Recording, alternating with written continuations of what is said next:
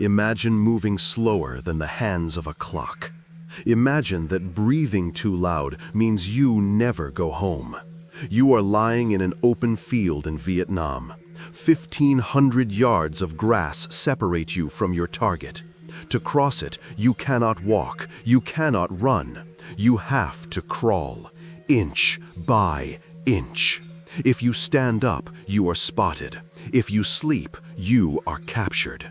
You are Carlos Hathcock, and you have just volunteered for a mission that everyone else called impossible. 3 days, 1 bullet, no mistakes.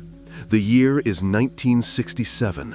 The target is a high-ranking general of the North Vietnamese army. The general is guarded by hundreds of soldiers, machine gun nests, and patrols. Hathcock knows he cannot get close by walking through the jungle. The only way in is across the open field directly in front of their base. It sounds insane, and that is exactly why it might work. They will never expect a single man to crawl right up to their front door. He drops into the grass. For the next 72 hours, Carlos does not stand up. He moves by pushing with his toes and sliding his fingertips. He calls it worming. He creates a trail no wider than his own body. The sun beats down. The humidity rises. Bugs crawl over his face. He does not swat them. He does not flinch. Because a flinch is movement, and movement is the end. Day 2. Carlos is halfway there. His body is screaming for water. His muscles are cramping. But then, something freezes him in place. A bamboo viper slides out of the grass. It is small, green, and incredibly venomous. One bite, and it's over. The snake slithers across his hand. It pauses. It moves up his arm. Carlos is a statue. He stops breathing. He stares at the viper, and the viper stares at him. If he moves to shake it off, the sniper in the tower 500 yards away will see the grass move. If he shoots the snake, the entire base wakes up. So he waits.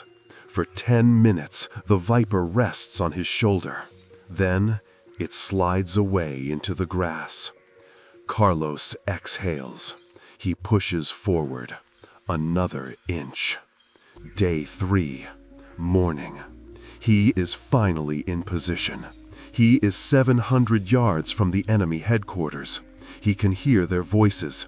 He can smell their cooking fires.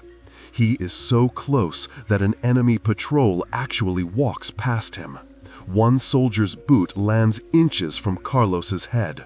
Carlos doesn't blink. He is just another shadow in the grass. Then the target appears. The general steps out onto a porch. He stretches his arms, believing he is safe in his fortress. Carlos aligns his scope. He accounts for the wind. He accounts for the distance. He breathes in. He breathes out. The target falls. But the mission isn't over. Now the entire army knows he is there, and they are angry. Carlos doesn't run. Running would give away his position. In the middle of the chaos, while soldiers are sprinting into the trees looking for him, Carlos does the unexpected. He melts back into the grass. He begins the long crawl home. It takes him another full day to get back to friendly lines. When he finally stands up, he is dehydrated, exhausted, and covered in burns from the sun. He had crawled for 4 days to take one single shot. They asked him later why he took the mission, why he risked it all alone. He simply said, "If I didn't do it, they would have sent a young Marine who might not have come back." This is the burden of the front line. Subscribe for more fragments.